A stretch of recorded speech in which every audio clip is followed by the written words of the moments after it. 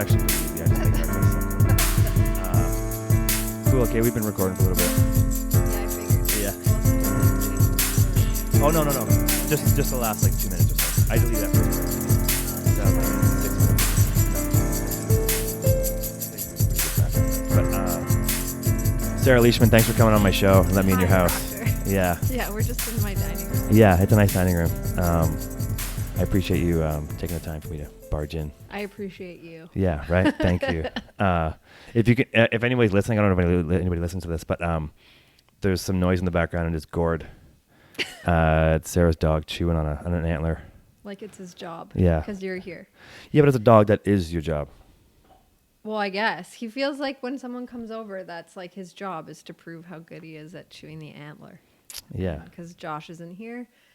He's just really working right now. Yeah. He's working hard. Well, good job, Gord. So if you hear this clunk clunk kind of chewy noise, it's Gord crushing Or bones. barking soon. He could be Yeah. trying to protect us later. Right. Yeah. Can you keep the microphone closer to you? Oh, sorry. Sorry. I'm just trying to run a good show here. So Yeah, that's all. Yeah. So we're in Squamish today, and I haven't done a podcast in a while. And we've been trying to line it up for a little while to do one together. Mm-hmm. So I appreciate the time to take. It's cool. What are we going to talk about today? Do you have any ideas? You asked me that when you showed up, Yeah, I and know. I was like, you must have a list of questions. You've got to be ready to go. I don't do that, but Clearly. no, I usually start off with people I know. So I just ask them like questions about their life, what they're doing, because I think Yeah. people are interested in just hearing what people are doing. Mm-hmm. But yeah, we've been trying to get this together for a while, but we've been friends for a long time. Yeah. Yeah, like not a long time, but Well, 6 I feel years. like when did I meet you? I met you at like one of those deep winter parties when I was working for Worcester Blackcomb. Like, That was after I left, right? Yeah, obviously. 'Cause yeah, I- you were at Arc'teryx, and I Right. was like new to Worcester Blackcomb, and Right. that's I think the first time we really ever had a conversation. Probably, yeah. I Yeah. think that's maybe somebody like Michelle introduced us or something like that. Yeah, for sure. Yeah. It was like one of those house parties they used to organize with all the photographers. Really? And, That's like, where it the was? judges. The Deep Winter House? Yeah. Oh man, I used to probably Mhm. get too drunk to remember that. I thought I it was. just remember finding that whole experience awkward, and you were like the only person who wasn't awkward there. No offense to anyone who was actually there. Well, if they're awkward people, they're awkward people. Well, I but- just like the whole like, I don't know. It's the whole It was setup. weird. It's the whole media setup house where it's like the intent is to connect athletes and media and make everyone Yeah. seem cool, Yeah. and then make the brand seem cool that we've done this connection. Yeah. Which really, it's a bunch of people who don't know each other very well. So it becomes like a high school party where like the athletes know each other and the media know each other. Yeah, and and no one I- really talks. I was like new to my job, and I had a hard time like making friends, I guess, in that Right. job at first. And I remember just feeling like, I don't know anyone here. This is so weird. And at least you would talk to me. I made Yeah. friends eventually, but in the wintertime, it was like it took a while to like get to know people. Well, there's so many people to know, right? Yeah. And like everybody, the fun thing that I found interesting or kind of frustrating is that, say there's like 50 people on the athlete team or just in the industry that you need to know. They only need to know you. So they're like, hey, I met you last week. Or like, I forget because I met all of you at once. I'll see like, But they all met you once, and I feel like it's easier for, this maybe doesn't even make sense, but I feel like it's easier for them to remember you because you're in this position of, hey, we need to talk to Sarah on a regular basis to get things from Worcester Blackcomb and these things, right? yeah, I never felt that anyone treated me that way. Oh, I was sort of like maybe in the summer when I had like Crankworks relationship, Right. and it is more that way now that I'm at Arc'teryx. But Mhm. being from Alberta, that was like the thing that was the most striking to me when I moved here is that no one remembered me ever. I'd have to like meet them 6 times for them to remember my name. I'd be like, yo, I remembered you the first day I met you. Oh yeah. Because I think that's like an Alberta thing, or maybe it's just that everybody from the coast, they're a bunch of assholes. I'm not really sure. I've been here for 11 years, and now I'm like part of the problem. I forget people every time. But I remember when I first moved here being like, why can't you just remember me this, like, how about round 7? Yeah. Yeah.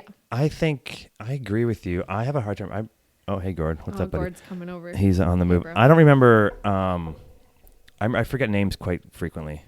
Like, I meet so many people, especially when I first started in marketing or whatever in the industry. I was like, I would just forget names right away, because I'd meet 8 people and I'm like, okay, I got that guy and I got that girl and I think that's all I got, and then the rest I'll see you again sometime.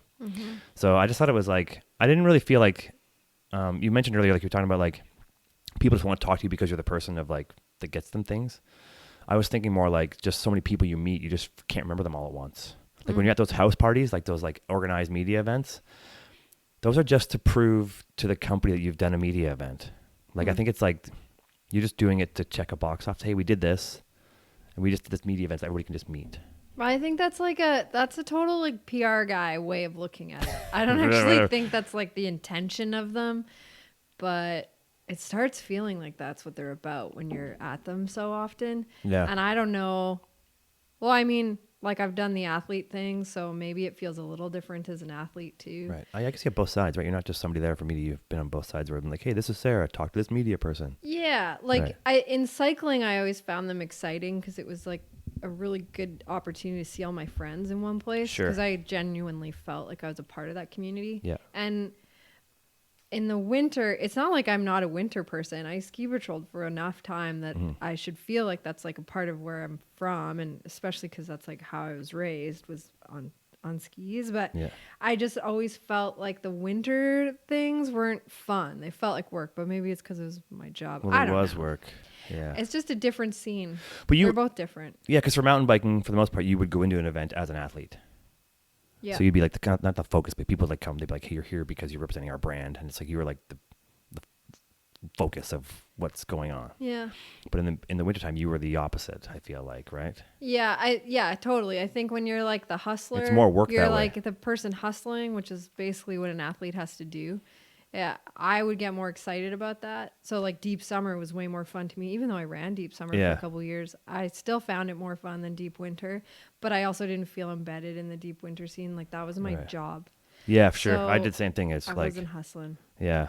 I think as an athlete, you can just be kind of who you want. You go to an event, you're like, yeah, I'm an athlete, and like you just it shouldn't just be athletes, but they walk in. You have a different set of your agenda's different. You gotta like meet people and just make connections. Where people on the media side or the people who make the house, who make these media events, they have like criteria and goals they have to get, and they have to make sure that a story comes out of this so that they did what they did makes sense. And so I think that's where, as an athlete, it's probably stressful because everyone wants to talk to you, but you don't have these like check marks to check off. Yeah. Does that sound weird? Well, yeah, the whole nature of like the work that we've done in media is weird though. But it's a life of privilege. It's kind of hilarious. Yeah. How long were you a professional mountain biker for?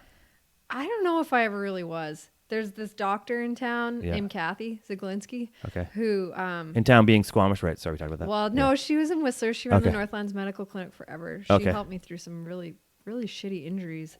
And was also you've been fucked up a bunch, right? Sorry. Yeah, and she was like, she had this thing where she would always be like, you can't call yourself a professional athlete unless you're making $70,000 a year, which I definitely never made. As an athlete. I don't know. I made enough money to basically put together a down payment on a house. So I don't know if that makes me a pro athlete, but sorry. Well, it's for the listeners, not for me. Sorry, listeners. But yeah, I did it. I was like heavy duty mid packer on the EWS, like on a good day. I was never like super awesome at it. I liked it though. Yeah. But the thing is, like the mid packer, like that sounds like a weird term, but it's like a thing that like this guy Jordy who works for Fox, he has like joked with us in the past about how hard it is to be like a high performance suspension tech at like World Cups and deal with like the culture of mid packers who have this culture of expectation. Sure. Even though they're not delivering results. So that's sort of like they're like, I'm not right. And that's where like the phrase came from, but it wasn't until right now that you said it that it sounds kind of fucked up. It does sound fucked up, but I think it's funny because like that thing is like the mid packers. Like, but the point is you're trying to get beyond, be the front packers or whatever the fuck you call them. I don't know. Like you're trying to get past the mid pack and get to the front. Well, like the idea behind being a mid packer, I use it in the context of like just never being as fast as I probably should have been for what I was getting in terms of support. But like, Jordy would use it in the context of like, well, maybe I guess the same thing. And that mid packers are like hard hustlers because they didn't want to be mid packers anymore. They wanted to be like the guys. That's what I mean. Yeah. So like, I think the number of the duration of your time in mid pack is probably, it becomes a derogatory term But if you're making your way through, Yeah. you're like, yeah, you're just a mid packer, but you're gonna get there. But if you've been like, hey, you've been a mid packer for 10 years, it's probably different. I guess. Well, I think when you're actually like living the life of a mid packer, you don't admit that that's what you are. Yeah, But no. now that I'm nothing, I'm yeah. okay, just Right. calling it as it is. Right. But I'm sure like the people who were like employed to help me were like, Jesus, But as a you gotta be but faster or chill out. sure, yeah. But I think like it's still being mid pack. I mean, you're only how many people are how many women are in the EWS? 20, like in the top, like When I was doing it, I think there would be like 30. right. It's not that many. Right, but that's still, but it's not an open category. You have to qualify, right? Yeah. Depending on different events, I guess. Now for sure you do. Yeah. At the time, it was like depended on the venue. Right. So like, you know, one year we went to Chile and we raced on this island called Corral, and I feel like anybody could get in there because it was like so remote that they Right. were like, please just come to our race. Yeah. But now you have to qualify. Right.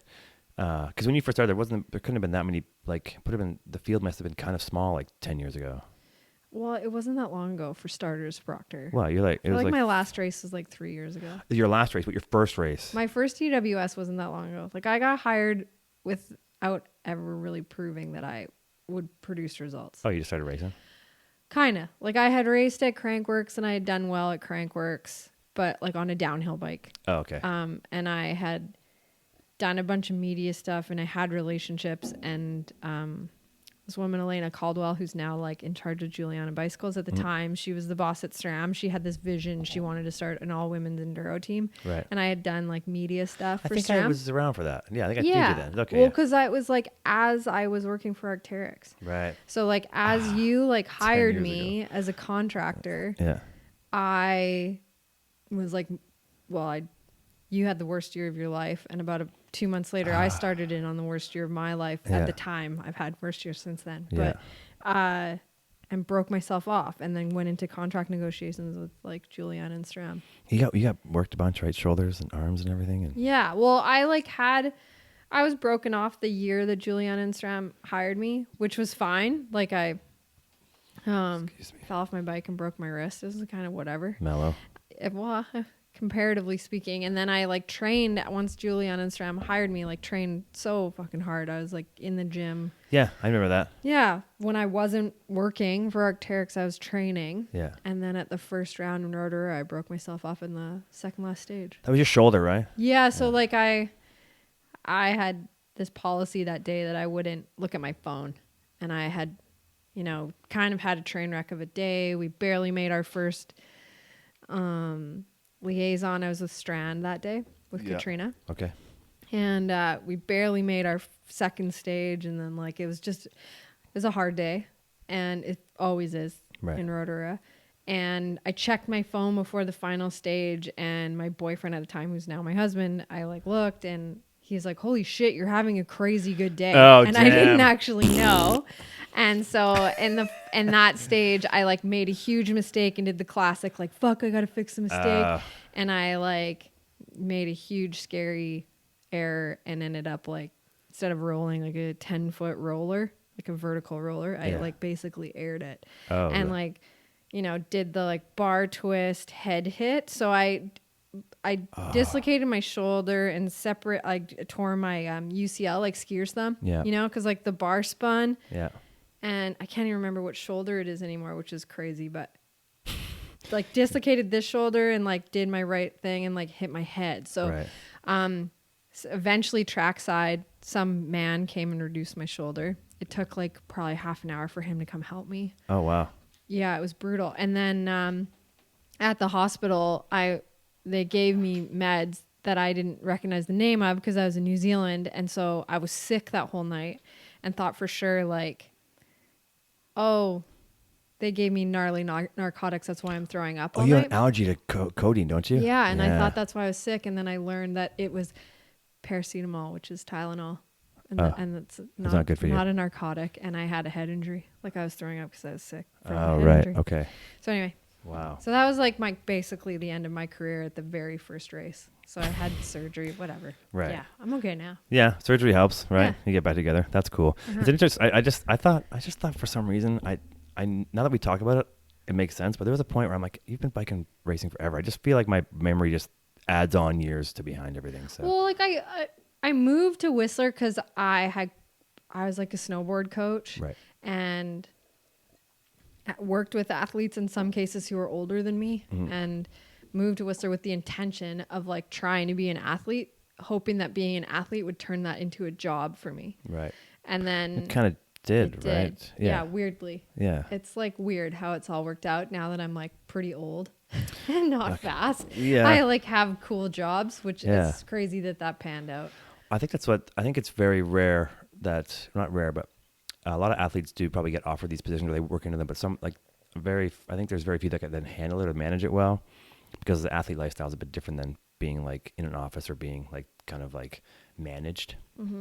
I think it's kind of hard to adapt. But you'd always kind of had like a job the whole time you did this stuff, so you knew what it was Always. about working, and it was always kind of in the outside of like working at Fanatic or whatever. You took on social media because you were recognized for doing it yourself, and Whistler Blackcomb hired you to do it, right? So Yeah, which is such an annoying thing to be good at now that like social media has done to the world what it's done. Yeah, it's not exactly like my proudest thing in but at life, the time, that but- was the thing. That was like the newest. That was what was happening, right? Yeah, And if I you just could- saw like a window. I saw that there's this piece of technology that you could use communication skills to get what you wanted. And I Right. just started leveraging it because I grew up liking writing sentences, basically. I like Right. telling stories, and I just figured out that if I was like efficient on Facebook and I started this WordPress blog, and I had a friend help me build a WordPress site. It sort of WordPress. it So funny. just built Tumblr. from there. Yeah, Yeah. that's funny. Do you think that you said you're a storyteller? Do you like verbally telling stories, or you like writing them better? Like, what's your medium of choice as far as storytelling? Would you rather tell a story or write it? Like, do you enjoy the writing process? I actually Because you write a lot. I think. Yeah. Well, now at Arc'teryx, I have a pretty significant team of almost entirely women, which is totally coincidence. Yeah, whatever. And when we hire on our team, we make sure we hire people who are writers first and foremost, which is Yeah. not super common. I've learned. Because people can write, but it's not doesn't mean they're a writer, right? Yeah. And so we did this exercise where we were like, what's the thing that you love doing in your work, and what's the thing that you hate doing? And for me, I hate writing press releases. Oh. I'm really bad at writing in the third person. Yeah. I only can like quickly fire off a story if it's in the first person, Sure. and it like is relatable, which is not actually a great employment model. tough Like 'cause not you- every brand wants you to talk about yourself. No, and because it's they sort want of you the only to thing. hit like stats and facts and they want you to hit check marks in that story you're writing to hit things, right? Well, like you think of Lisa Richardson, for example, who is just fucking She writes brilliant. anything. She's just so talented, and Yeah. you can get her to write.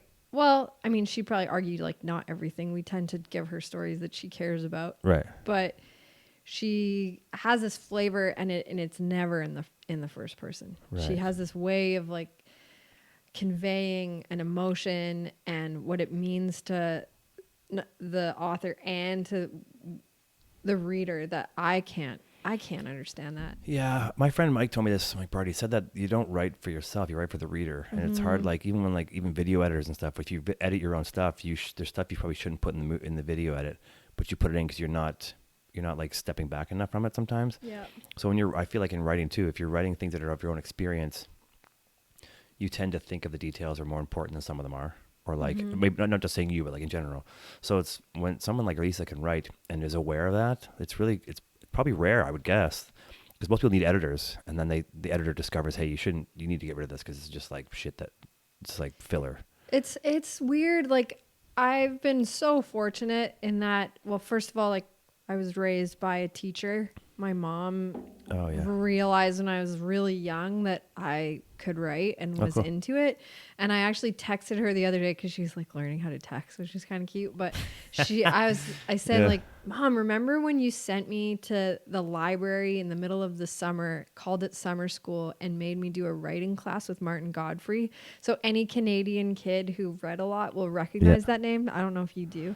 I do, but I didn't He read wrote a lot. science fiction books. He Okay. wrote, and I can't name a title right now, but I remember the way he looked, and I remembered reading his books. And I was like, Mom, remember when you forced me to do that for a weekend? And I was so mad at you. Yeah. And she said, yeah, I just knew you knew how to write. And I think there's a lot of value in having that skill. Like you're a really strong writer too. Yeah, Yeah. maybe. And I think you definitely get like a leg up in the world if you like to tell stories, but telling it the way Lisa does, there's so much nuance, and doing it for a brand, it's beyond just that. It's this whole other level where I even find it really difficult. I think, well, there is that writing Not for like a brand. I even, But like writing for a brand is different because the brand's like, hey, I need you to say these specific things. I need you to get like, other than like a story. Hey, write a story on this person, whatever it is, right? Yeah. But you have to keep that brand in mind and put it in a light that's not like there's not really the journalism behind it is a bit different and the editorialism behind it is a bit different. But you have to be able to get in that lane and provide interesting and a story that still does service what the brand needs to some degree. And I find that with me, I have a hard time doing that. Yeah. It sounds very much like a press release when I do something like that. So if you give me a story to write about like whatever skier guy, it'll come across as a press release more than it would as just a story because I don't have that. I don't know how to balance that. I think it's like I've been fortunate because the voice that is just naturally my go-to works with the brands that I've worked with. So I don't write for Arc'teryx. Like, let's just make that really clear. Yeah.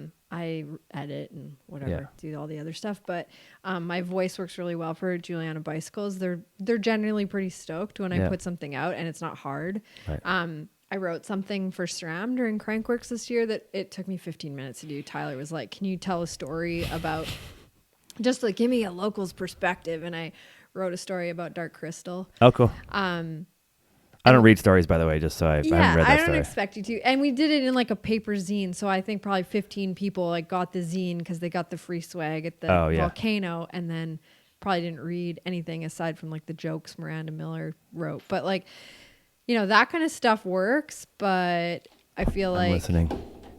Are you just playing with Gordon right now? This got weird. Sometimes the camera doesn't stay on. But it stayed on this Yeah, it's time. on now, yeah. Gord's awesome. He's and chilling over you here. got a best friend down there. Yeah, for sure. But yeah, I think you're lucky if you have a voice that works for a brand. Yeah. Like Lisa's voice works for Arc'teryx. We love working with her. Yeah. And that doesn't mean she's the only person. We worked with other writers.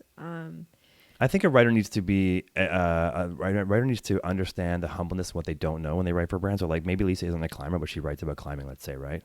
As an example. I think if the writer is humble enough to know they don't know things, again, it comes across in the story, but they have fact checked and done their research. You don't have to be an expert on something, I don't think, to be able to write well about what it is. As long as you angle it from whatever your true perspective is and not try to hide that perspective.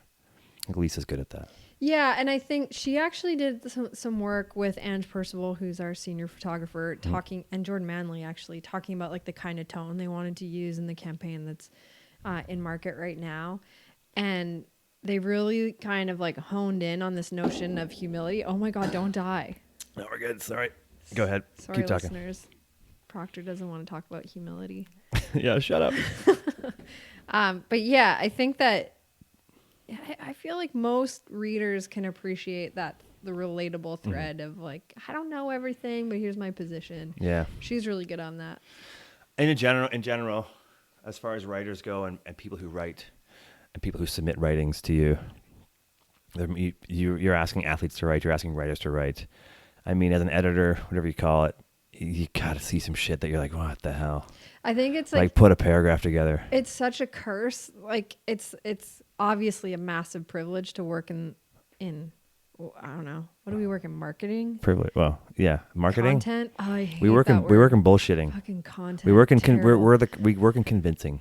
We're trying to convince. But I like working in that world has forced this culture on me of taking all of this brilliant content for granted, and I find it's just like if it's submitted to me in an email, I just oh God, like it's cut and paste into the body. It's so tedious, and you just it's someone's hard work, it's someone's life work, it's someone's like dream, and you know I try to keep that in mind. Luckily, it's not my day to day anymore, right? And especially lucky for them, that it's not my day to day anymore, but yeah, you get to this point where like if you catch like a hint of a tone or a mistake or something that doesn't fly, it's just like done. I think of that in like videos that are sent to me. Yeah. Oh, God, Or like, videos. and especially the scrolling nature of Instagram and Facebook. Yeah. I am seriously guilty of if someone submits something to me and they don't capture me in 10 seconds, which is almost, I'd say 98% of the time, I'm not watching it. That's the whole, I get furious immediately when a video sucks and I'm like, I don't want to watch it anymore. Like I'll get through things. I barely watch things anymore. I just like, for some reason, everything drives me nuts when I watch it. But I think, but you have to be critical, because if you're not, there's going to be critical consumers that are like, yeah, this is what he's showing me this for. Why am I seeing this? Because it doesn't make any sense. Yeah. Or it makes sense, but it doesn't. It's not, especially with brands that are very quality brands. They've got to this level. You can't just provide like there's one thing about being authentic and like in the moment and these like things for sure. But if you try to get something polished out there and you try to act like it's supposed to be polished, it's not. Like no one will watch it. I mean, human beings are so savvy, and I think we all feel like we're being sold to all the time now. And even if you do what we did this year for the brand, we put a lot of thought and time into the campaign we put out right now, and realize that people are like just bullshit. Like no one cared, and that's okay. Like we cared, and it meant something to us, and it meant something to Jordan and Ange and Lisa. And if you ever get time to look at it, you should. Yeah. It is about what's going on in the world, and it is an optimistic view of what could happen to make the world a better place. Especially like we're talking right now, 2 days after the climate strike. We didn't speak about that specifically, but it's part of this conversation, and it's just crazy how tired people are of all of it. Well, so there's no exact formula to get people's attention anymore. No, I've been with it before. I feel like for a long time, we advance so fast. It's hard to make new things. Yeah. And by the time they're new, it's happened so slowly now that's almost like there's always these big shifts. Sometimes there's huge things that happen that make things new. But for the most part, you take these small incremental changes to make things newer. Everyone's already waiting for it to go faster, so they're already like, fuck, I'm over this already. Yeah. But I think there's like, I said it before, it's like the art of entertainment it needs to be in everything. So like education, everything else, like there's a need to entertain, whether you're being serious or funny or whatever it is, but it's knowing your audience. But I think it's like you need to have content so much, it's impossible to have it awesome all the time. There's going to be duds all over the place. There's been all these studies, and it was in response to the Cambridge Analytica crazy shit that went on. Oh yeah, shady. Yeah, but like there's proof that human beings are now engaging with these stories that are basically mirrors of themselves. And then like very clever, wealthy people who have access to data sets are leveraging that to change populations' minds about things. Oh, and they can direct people. It's like almost like they're like mind molding you without even you knowing it. Well, and I think everybody does know it now. Like I am so guilty. I spend way too much time staring at my screen. I totally do. I always have. When I used to like race, I would travel to Europe, and my first priority would be getting a SIM card. And as soon as I'd have a SIM card and access to the internet, blow through your data. Be like, okay, I'm gonna be okay. Yeah. Like that's fucked up. But I know that I am constantly giving, information to marketers so that they can turn around and give me the mirror of myself to adjust my view of the world. Right.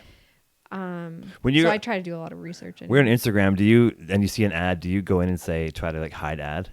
It depends. I do it all the time. I don't care what the ad is. I'm like, hide it. And there's not enough choices to be like, it's inappropriate. You're just feeding more data to the machine. I know. I just don't care. I'm so mad all the time at Instagram. Because I don't know if that's how it works, but I don't know. But I use the screen, like the screen data. It shows your screen time counter. Blows my mind how long I'm on my phone for. Oh, it's so crazy. I was like, I'm only doing it for like maybe a week now, and I'm like, I'm like, really? What's your average? It was like 6 hours one day, 5 hours one Proctor. day. I've had like an hour, and now I'm like down to like 2 hours. But like if I'm like 6 hours, that's like almost the amount of time you spend sleeping. So I guess less probably. Are you ever really awake? Yeah, no, huh? It is because you wake up in the morning and then you're like, hey, you scroll through Instagram, let's say, or like, and I have my phone on the yellow screen so it doesn't burn my eye. My eyes are getting way more sensitive as I get older. But I'll be like, I might play solitaire for 20 minutes, right, on my phone, just like waiting on the bus or something like that. But that counts. Screen time. I know. Or I'll read like it tells you if it's educational or social media, whatever it is, all these things, right? Like Does it break it down? Yeah, it breaks it down. Which, who gives a shit? You're still on your phone. I don't want to sacrifice my screen time to learning what the data is about. Yeah, You know, yeah, exactly. that's But then I'm like, valuable screen but that's time. also in mixed in with how much I'm on my computer. Yeah.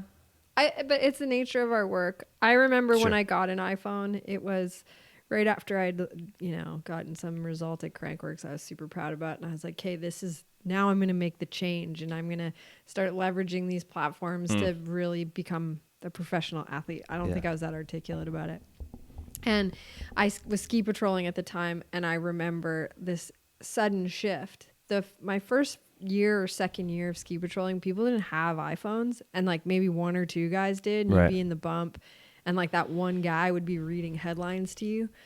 But then When you refer to bump, so anybody knows, you're talking about like the room where all the patrollers just sit and do nothing all day. yeah, well, especially on Whistler, yeah. all Blackcomb patrollers, if there's any Whatever. like that's what goes They all on sit on around Whistler. just talking, just like in there, yeah. Yeah, and so like the one guy, I remember like being in the Harmony bump when the Japanese tsunami happened. Oh, yeah. And the one guy from Japan who probably doesn't want his name mentioned on the show read the headlines to us because he's like the only guy with an iPhone at the time. Oh.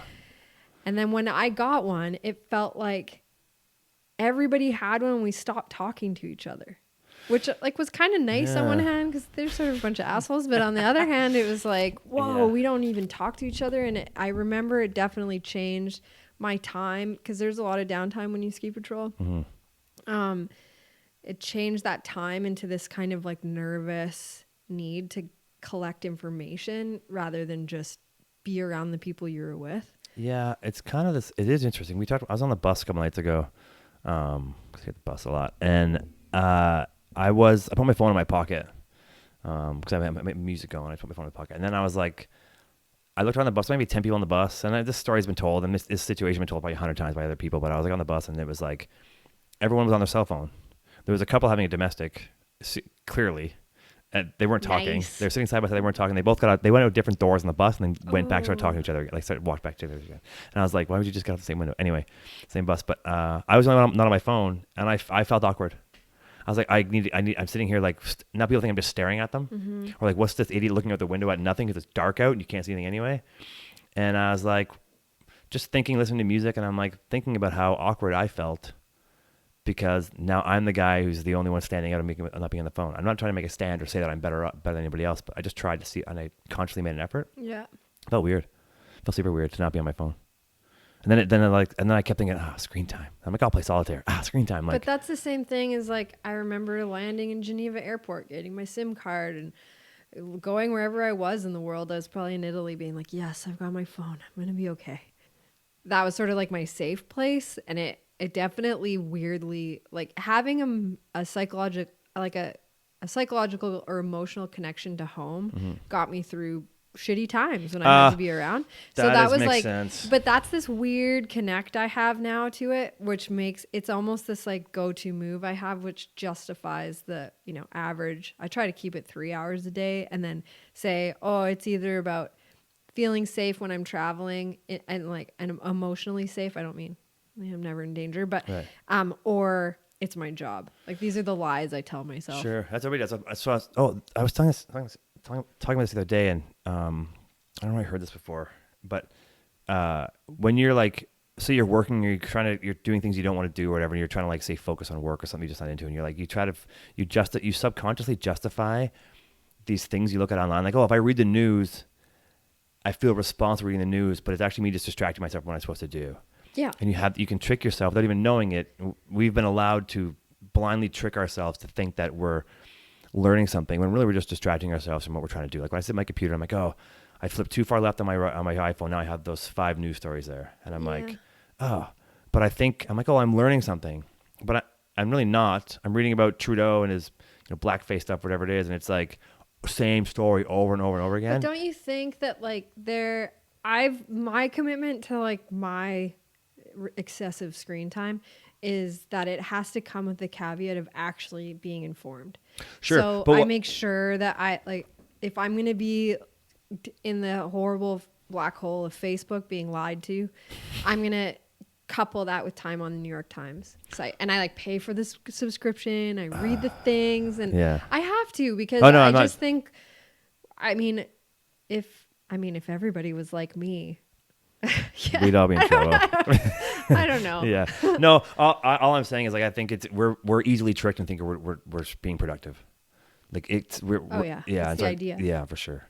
And those habits are being tracked. Yeah. And, I mean, we live in a free country though, where there are restrictions on how that data is being tracked and is supposed to be. There are places in the world where that's not the case. It's funny they call it a free country. Everything's super expensive. Nothing's really free. Yeah. But I want to ask something about the screen time stuff. And you've traveled a bunch, and I remember you went to Africa, right? Yeah. Yeah, and then like I know you're with a team of people, like you're with a crew of photographers like that, and you talked about how it was a bit of a slog, and you're mountain biking there. But when you talk about connection and phone, that kind of stuff, like obviously you're in a different situation there. I mean, I don't know what it's like. I don't know if they have. I mean, I'm assuming your phones were just pretty much useless for a while, or there was Wi-Fi. I don't know, but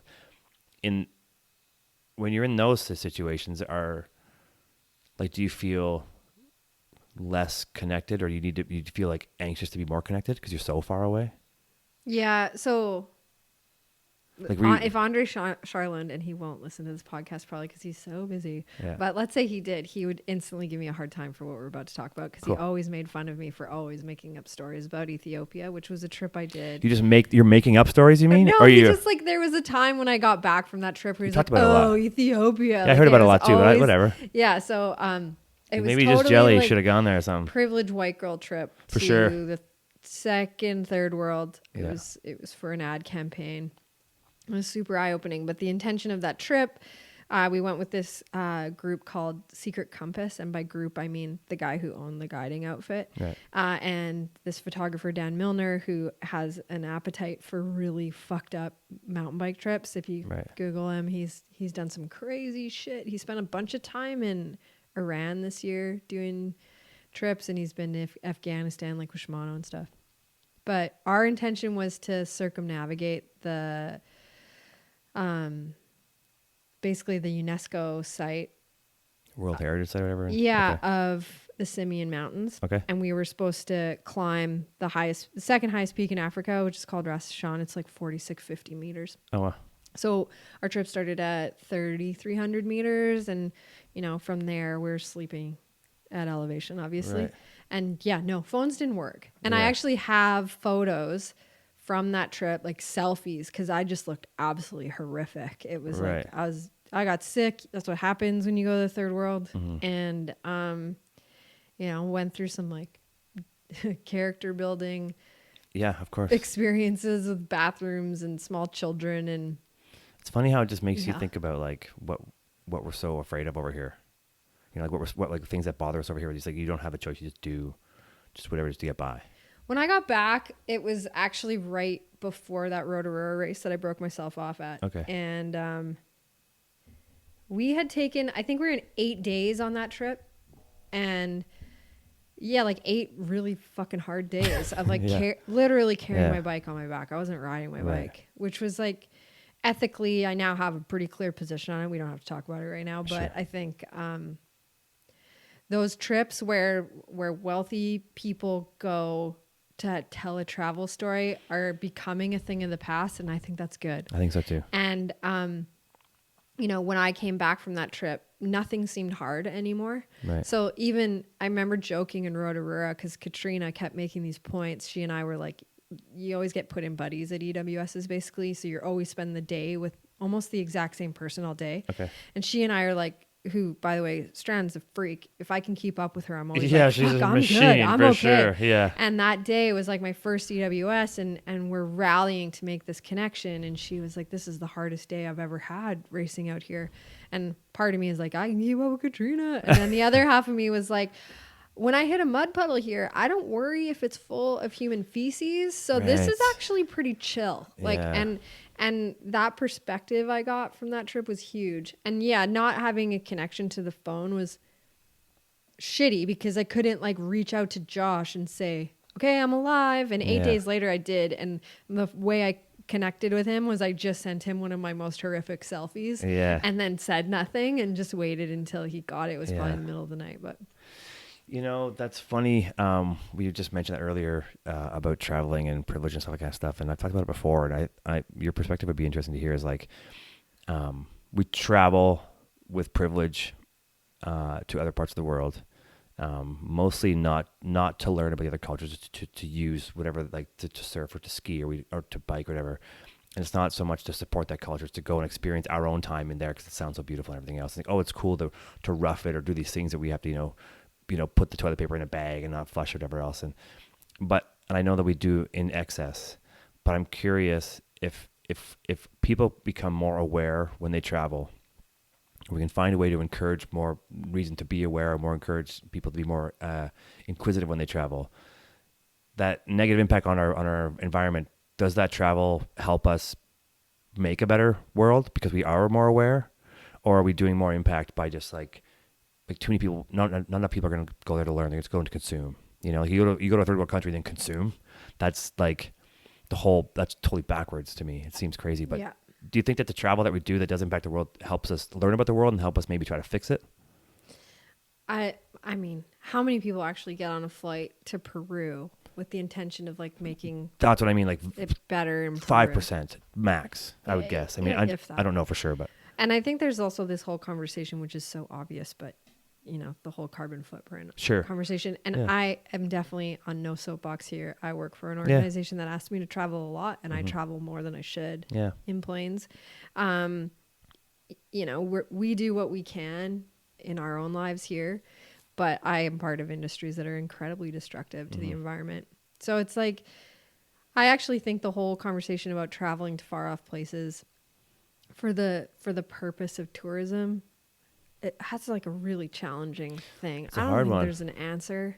I think our trip to Ethiopia, for example, was like all with the best intentions. sure. But in my profession now, if I was the decision maker, knowing what I know now, which is obviously an advantage on the folks who planned that trip to all those years ago, that no chance would I fund that. I would never. Yeah, fund it's weird because like we all, and it comes down to this content thing we talked about earlier too. And that lovely word is that people are bored of seeing what they see and they want to see something new all the time. The only way to find something new is to go somewhere different or extreme, or do something new in an old spot. Like try something new, unique. But like I think as brands, you're seeking for these new stories and to expose people to new things so they stay interested. And it's hard. It's hard to like. It's hard to stop and to slow down and not do these things as like a business to promote yourself or to promote the company. Well, I would say the upside to that is that, I mean, it's easy for me to be critical of the fact that I got sent like rich white girl to Africa to sell a helmet. But that was a privilege. I was very fortunate to be included in that. And the insights I gained from that experience I'll never get those again. Right. Or hopefully I will, and I'll learn from it. Yeah. But I think the upside is that in the outdoor industry, which is what I can actually speak to more than other industries, is you basically any outdoor brand right now that isn't spending time in the background looking inward and being like, what are we about? What are we going to do to make the world better? Mm-hmm. If you're not doing that as an outdoor brand, you won't have a business in a couple of years. And that's cool. That's good. That's smart. Consumers saying like, go fuck yourselves. You all make the same thing. So what are you going to do to make the world better? Because that's how I'm going to spend my money. Yeah. And luckily Arc'teryx has like heard that call, and we're doing an incredible amount of work in that space. I learn all the time. It's not easy. It's super complicated. Patagonia is fucking good at it. Yeah. I'm just gonna sneeze. This is like a whole adventure of Proctor's biological patterns. I'm gonna today. sneeze. That's all. Sorry. That's only sneezing and almost choking. Nothing else. I'm not farting everywhere or something like that. And like, yeah, I guess the brands that are behind and are doing that story, like I'm gonna go to Peru, and I just want to get your attention. All these cool bros went to wherever they go. We've all seen it a million times. Cycling's stuck in that pattern for sure. I think hopefully they'll get out of it. Well, I think cycling in the grand scheme of it hasn't been like mountain biking hasn't been around as long as other brands are who've learned to evolve, right? So like you're still in a somewhat infancy in mountain biking on the grand scheme of things compared to skiing and snowboarding, things like that, and these other outdoor things like climbing and stuff. I mean, realistically, mountain biking's been around since like the mid 80s. I think it's like it's not even the length of time the industry has existed for, though. It's just that cycling is so specific to its audience, you know? So there's nothing mainstream about it. You're never going to see, it's really rare to see a cycling story in a mainstream magazine. So even when Casey Brown started making like stories in Outside magazine, that was hugely disruptive. Right. But so cycling consumers are all united by cycling. So they don't care. They're not putting the pressure on the cycling industry that the outdoor consumer is, because the outdoor consumer is every human in the world, because they just want a Gore-Tex jacket to wear on their dog walks or go bag peaks in the Sea to Sky. But the cycling industry is like, I want a chain that doesn't break, or I want all the gears, or I want Carbon whatever. bike. And they're totally fixated still on taking their $10,000 bike on a $10,000 trip. Yeah, but that's what I'm saying. So what I mean is like it's still in that time of their life of mountain biking. That's biking is in that time. It's a time of the life cycle of cycling. Is that there's a hump it's going to get over because everything is still so new and people aren't bored of it yet, because technology, like skiing technology, is kind of slowed down a bit. Snowboarding technology slowed down a bit. So now everyone's like, okay, what's next? Nothing's new now. Now we have to like be more aware of ourselves. Yeah. And I think where mountain biking can still, it's still pushing forward in many ways, that it hasn't had the chance to reflect on what it's doing to itself. I just don't think they're not under the pressure to do it. Yeah, because it's not big enough. Yeah, for sure. Like you said. Well, there's one cycling brand that has actually maybe like a handful of cycling brands have gotten on like the diversity conversation. Right. And like Aisha McGowan is the flag bearer of the diversity conversation. That's crazy that there's one, like really, let's say 5 professional athletes who are really telling that story. Yeah. And there isn't pressure to do more of that. I mean, like when I started with the Juliana team, it was like women's cycling is like 3 rich white girls get put on a team. And that's suddenly a story about how the brand's doing something great. That was kind of it's not a strong story. Like it's a good story, but it's like it seemed like it was done because it was the right thing to do. And it totally was. I don't want to take away from the fact that it propping up women in the sport is still great. Yeah, it's fantastic for sure. And super important. And there is a massive imbalance still that exists. Yeah. But I guess it's just cycling hasn't been put in the pressure cooker and it made to decide, forced to make those choices. And even like as an outdoor brand, it's a big challenge to really look inwardly and say, are we in fact a diverse brand? Do we speak to people from all ethnicities? Are we inclusive? That's hard. If you don't have to, I could see why you don't. I think there's things too, when the companies get big enough, like you can't fly under the radar anymore. Like, like say like something like Jones Soda versus Coca-Cola. Coca-Cola puts out an ad saying we're trying to use less water, and everyone's like, fuck you, shut up, get off Instagram, blah, blah. Yeah. And Jones Soda's just like, they could be doing whatever they want. They could be like pumping chemicals back in the lake and they're too small. And no one's like, they haven't got that. They haven't been, they're not popular enough to be exposed yet. There's not enough reason to expose smaller companies because they don't get as much publication for exposing them. Does that make sense? Like, it's like when Greenpeace came after Arc'teryx because they used to ignore Arc'teryx for a while. Yeah. Arc'teryx is the threshold. It becomes a bigger player, and then Greenpeace can jump on them, right? Like, and start shooting them because they have more. It creates more hoopla and more controversy when you hit a bigger company with these. I don't know if that makes sense or not, but I don't know if it does. I think it does, but I don't know if you think it does. Hi, Gord. Yeah, I don't know. We've been talking. It's kind of like a depressing conversation a little bit. It just got heavy and super heavy. Obvious, maybe. But no, you don't mountain bike as a professional anymore, and so how do you stay motivated to go? Gord, what's up? I'm gonna get a rash. Don't sniff. Gordon, come here. Oh man, I'm gonna get a rash. How do you stay motivated to go mountain biking? How do you spend all your life training so hard, and how do you just go, fuck, I'm not doing this anymore? Yeah, I actually, the time I did trying to like, oh, sorry about the noise. Okay. That's Gord's tail hitting the table. No worries. The time I did training with Monica Marks, Yeah. changed my perspective of like fitness, you know? So, if I'm on a work trip that requires me to be indoors without any outdoor activity, it's like a steady decline in my ability to engage or actually even like have a positive outlook on any conversation. Right. And so there's that layer of it. And then like living in Squamish and having this awesome situation I have with my work where I really am only required to be at the office a few days a week. I'm able to prioritize riding my bike. So Right. I'm not doing like the time I was doing when I was racing at all, but I still view my time on the bike similarly, which actually drives my husband insane. Right. Like I still try, if I'm going to do a big day, I try to calculate like the amount of vertical climbing I'm going to get and Nerd. like try and set like a goal. Right. That's the kind of shit that gets me excited. Yeah. It's weird and boring. That makes sense. I mean, it's a formula that you use to be an athlete, and so if it Yeah. worked then, the formula to it's like, I mean, it's just how you do it. It's not like you've like, it makes sense that you would keep doing it that way. Totally. But I also was curious because I know people like sometimes you just like like maybe different, but you look at like old sports football players or whoever it is, they fuck it. They just like we're over it, and they go through like so much. You just say I'm not doing it, and you just get kind of out of shape and just like unmotivated to do that kind of stuff I anymore. think that's like one of my biggest fears though. Yeah. Yeah. And I It's think a healthy fear to have for sure. I mean, I don't know if it's actually healthy.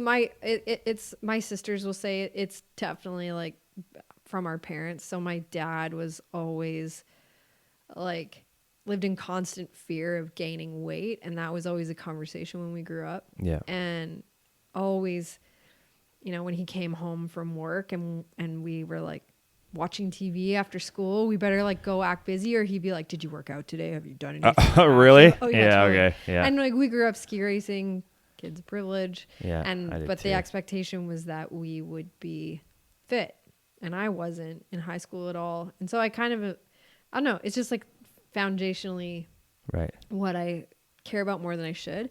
Whereas like Josh, who I met because he worked for Santa Cruz Bicycles and I got signed by Juliana. Yeah. He's like the total opposite of me. He does not care what his body looks like. He doesn't Right. care if he likes being fit, but not for any other Aesthetics. reason. It's just so he can ride his bike longer. Yeah, That's what right. that's what he cares about. He doesn't give a fuck what anyone thinks about him. That's good. That's healthy too. I mean, It's awesome for sure. But he finds me exhausting because it's just like Right. like Yeah. it's kind of tedious. Like sometimes I do it for the wrong reason. Right. I'm just curious because like I mean people track their rides and people track their health and stuff like that, and most probably quite poorly do it. But I just wonder what the motivation is to keep doing that same. Like you obviously don't train at the same level you did before, obviously, but No. I'm just curious of what the motivation is, like how to stay motivated when the goal is to get results or that kind of stuff, and now the goal is to just enjoy it. Yeah. I never set the goal of enjoying it because like that just wouldn't be honest. Because a lot of time You mean you don't enjoy it? What do you mean? It's really hard to explain. So like I often chase the stats of when I did race. Right. Okay. So you like how you that's my measure of success Right, now. that's fair. And I like let's just be clear. I was a mid packer, but mostly because I didn't like racing. Like Yeah.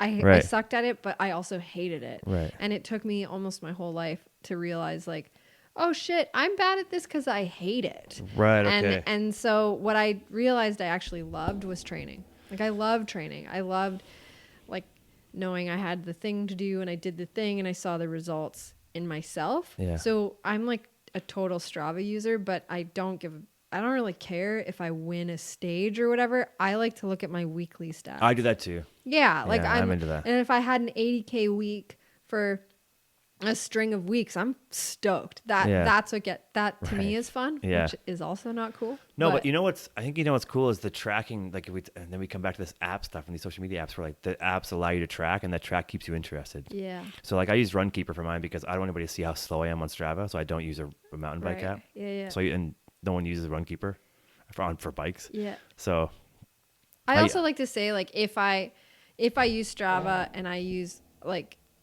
I'm really specific about the bikes I ride because I still have an arrangement with Right. Juliana. Do you have- If something goes sideways, I can be like, oh well, this bike had 500K on it before whatever. Really? So you'll track your ride against the bike you're on it, like. Well, like you'll be like, if today I were to- rode Rupert and I used this bike, and I rode it Rupert next week and I used this bike, and will you? No, not like cross- that. oh. Like if I You don't have had like Excel sheets and stuff on this shit. No, but if I had some like a mechanical failure of some kind, I could say that happened at like the 500th kilometer. Oh. You know. Oh, you on mean to this give the terrain. feedback to Juliana? Yeah, if, Oh. if it ever came down Oh, to okay, it. cool. I've never really asked for it, but Right. Okay. That At makes least I sense know. then. yeah. Do you do anything else? Do you you just bike, right? No, I ski tour in the winter. Right. But you don't run or anything, do you? No, I run. You do? This Do you like past running? winter, I had to get into running so that because ski touring wasn't a great way to come back to the bike season. Right. So I like hate March and April are really shitty for me because Yeah. it's just the hardest time in the bike season because you feel junky and it's just like Well, you just came out of winter, you haven't biked, and Yeah. yeah. So this year I like made a point of trying to run, and I'm not a runner. Running is I've found it makes biking so much easier. Yeah. Like it's crazy. It's like it changed. Running It sucks. changed the early season on my bike this year Yeah. because I would, and especially because I was still living in Whistler at the time, it is impossible to do a run in Whistler that doesn't involve like anaerobic efforts. Oh 'cause man, it's yeah. so hilly. Struggling for sure. Yeah, and so that made a huge difference in coming Yeah. back on the bike. So I run, but like not well, and Yeah. not with people, and No. not ever to be seen running. Ugh. No, I usually run on my So own. bad But at I realize though, like, if I didn't bike for 2 weeks and I ran every day for 2 weeks, like even 5 kilometers every day for 2 weeks, and I Yeah. got back on my bike, it'd be a markedly different biking experience Yeah. as far as like biking uphill and stuff like that. Totally. But you have to make sure you're doing it in hilly zones. If you're like doing Running zone flat. 2 heart rate runs, you might as well skip it. Yeah, I don't know. My heart rate sometimes I get scared sometimes biking because my heart rate sometimes will like be like incredibly out of control fast, and I'm like, but I'm not breathing heavy, and I'm like heart rate's like my breath and my heart rate don't match, and I'm like, what's happening here? Why is my heart going so fast? Like it's like redlining, but I'm not breathing hard. It seems weird. I don't know if I'm dying is a slowly little out there in the weird. forest or whatever that, but like it seems really strange. There's got to be a doctor out there that can answer that question. Yeah, I don't know. I'm not can't. sure. Do you see a nutritionist? You did when you biked, right? So when I was training with Monica, I had this like whole thing. I think I remember you. I used to watch you eat. I used to watch you At work. You'd be like, yeah, I brought this today. I'm like, cool. It looks like you made it at home, and I'm going to go get a snack down the street. Well, like the biggest drama I had, or at the time, and this is probably like a way too personal detail, but maybe it's like a dad issue. But I always was like, felt like I was too big to be a good endurance athlete. Okay. I felt like I was too heavy. And I think at the beginning of one of my seasons racing full time, she was like, let's try and lose some weight. So we got into this shitty game of like, I took pictures of everything I ate. Right. I like didn't drink, which was so boring. I remember that. Yeah. And I would do weigh-ins every week and like skin fold tests, which for someone who's like kind of insecure about their body, which most women can relate to, is Yeah. like, fuck, shoot me. Yeah. And I did it and like really didn't see notable changes. And once you're like at a threshold weight and at a certain fitness, your body is, well, my body was just like, no, you're good. I'm Yeah, just gonna, we're not gonna you're gonna change. hang out in the 140s and that's just gonna be what you weigh. Yeah. And it wasn't until I quit racing and was working at my job so much and would Yeah. like skip meals by accident and still crack out like big vertical days that I Yeah. would like notably lose weight in the summer and then do the Peter Yeah. Matthews thing, like, and then gain it in the winter. I do the same thing. Yeah, Yeah. for sure. So I did that. It sucked. It was not a happy place It just for me. seems like your body has a natural rhythm and it needs to be in that zone. Yeah. And when you, at different levels, maybe if you weren't a mid packer and you were a front packer, maybe that would be like, there'd be a different motivation to just like really like strictly go for it and be annoying about it. Yeah. You know, I think that's kind of hard thing. But it's like, it comes down to how much are you really where are you trying to get to? And Well, it I seemed like think- in mountain biking for you, you're just like, I race, but I have a job and I know that mountain biking is not my future as far as racing goes. So there must have been like a subconscious, like, I'm going to try this and enjoy it, but I'm not, or try it and like focus on it, but I'm not going to, you wouldn't let yourself just get to the point where it's like militant about it all. Cause you already knew that there was like future beyond mountain Well, I biking. think like the part of what went so wrong for me when I was racing was that You had full-time jobs. but I never gave myself that pass. like I still would show up to races expecting a top 10 result That's out good, of though. myself, even though I'd never proven that Sure. besides like a couple of top 10 stage results, Yeah. which is cool.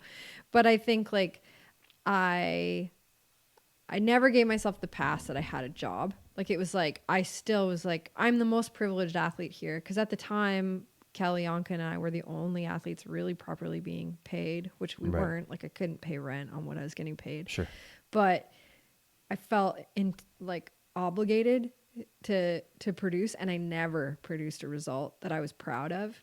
And so I was like in this cycle of expecting it, never delivering, being disappointed, and like just beating the shit out of myself over it. And never giving myself the pass of like, I'm the only one here who has a full-time job. Right. I'm the oldest one here, or whatever it was. Right. And I think at the end of the day, all of the effort I put into racing, because it was significant. Like Monica would tell you the amount of time we spent trying to right size my gap in background as an endurance athlete, or trying to like catch up with the rest of the field is basically what I was doing. Yeah. I just wasn't mentally strong. That's a tough thing to do, and especially like if you start early in your life and you have a more like you get more of a run at it when you're younger and you start younger and you go into it, it's probably easier to catch that kind of momentum. But if you're getting into mountain biking, at a 30 or whatever it was, I mean it's a different thing, right? You're training your body to be something that everybody's been doing mountain biking was still pretty fresh, but Yeah, you weren't jumping into it after 10 years of experience. You were just jumping into it just like training and racing right away. well, and like a good comparison now is like, so the woman who just won every single race this year and won the overall, her name's Isabeau. She's brilliant. Yeah. She's been doing it since she was 16. Yeah. And right. like only doing enduro. Yeah. And she's French, so she was pretty much born better at sport than most people. Right. And is a wonderful human being and deserves everything she's achieved. But by comparison, I showed up, I was like 34, my first race. And I at least when I was racing EWSs, that was like, remember ski cross in 2010? Yeah. Ski cross in 2010 is not what ski cross is now. No. Like the skill gap was significant. And Sure. that's basically when I started racing EWS. The skill gap was huge. Yeah. So you had like Tracy Mosley and Carolyn Chausson, who's like the first Crushing. ever BMX Olympic gold medalist. She Yeah. is like a hero, and so is Tracy. Yeah. And then you had like me. Right. And I could still produce a top 10 result. I would not be able to do that now. Yeah. The field has changed. And like the people who are producing have been since they were 15. It's like I was watching Van's skate, like bowl tour or whatever, like street skating. And the girl who won, that's 11 years old. And she's competing against people like 20, whatever age, 11 years old. Yeah. And I was like, and I think even like in the men's, like they're like, 15, whatever, younger, 13, some of them are pretty young.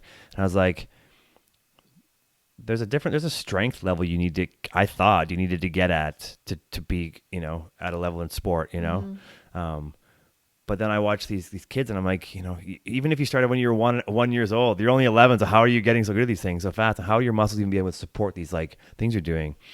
It is crazy how the progression and how fast things move, and how like there used to be that huge gap. There'd be like the great people and then the people that are behind them. Now it's like people who, like the 25-year-old who was the best last year is now losing to somebody who's 11 or 15, whatever it is, and it's crazy. And in any sport, a lot of sports, really, right? Like, Well, I think that's going to be.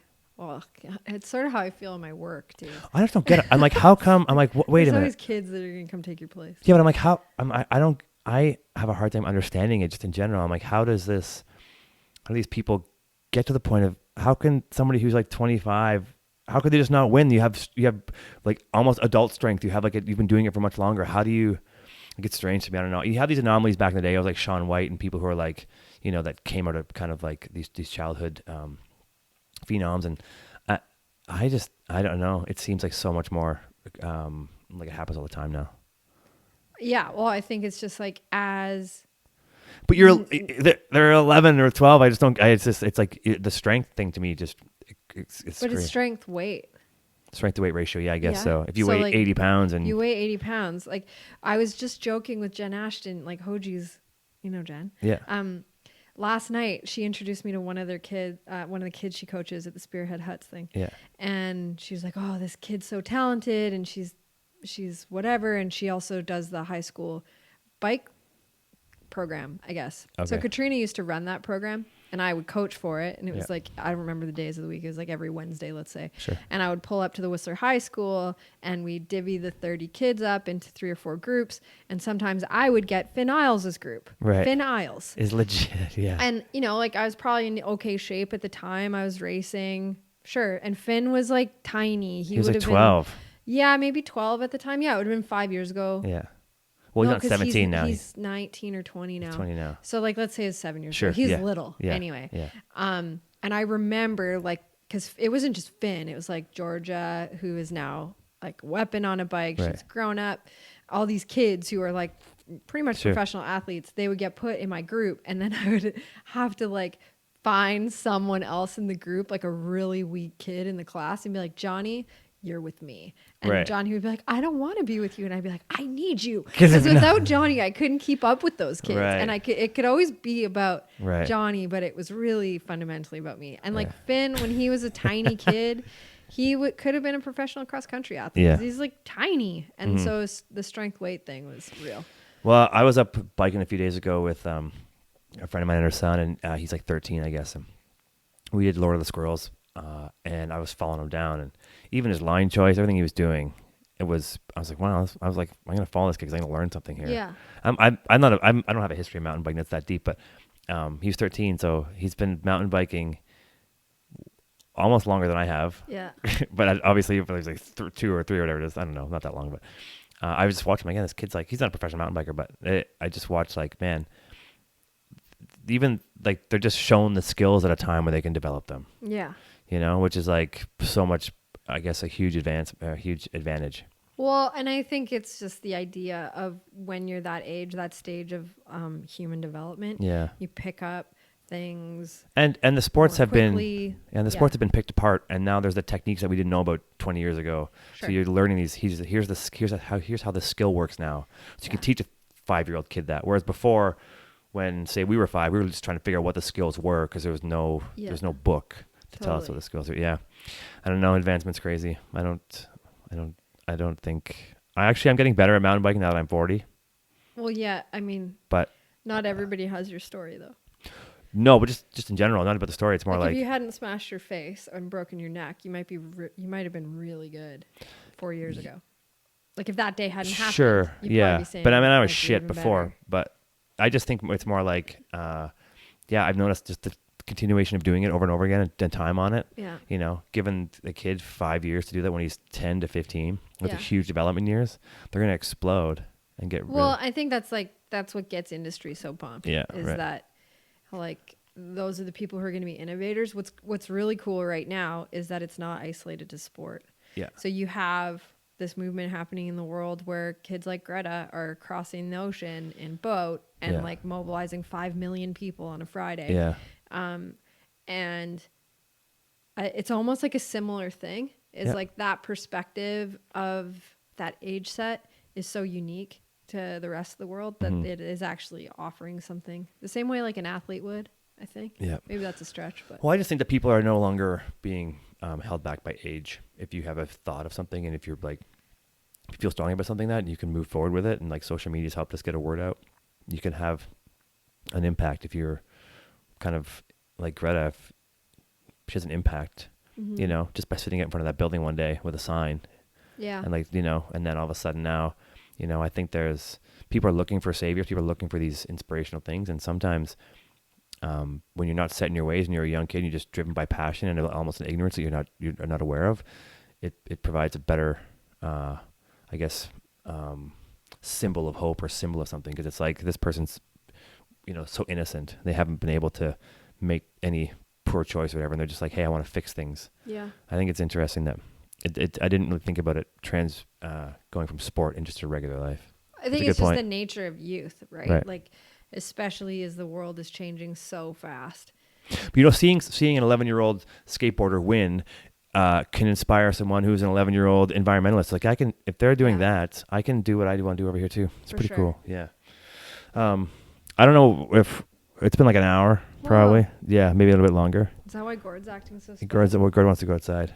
I don't know. I think we can probably wrap it up. It's been great chatting. We don't usually. You don't really like. We used to drive back and forth to Vancouver a lot together. We had these conversations. Sure. You mostly got mad that the CBC played the same stories 3 times a day.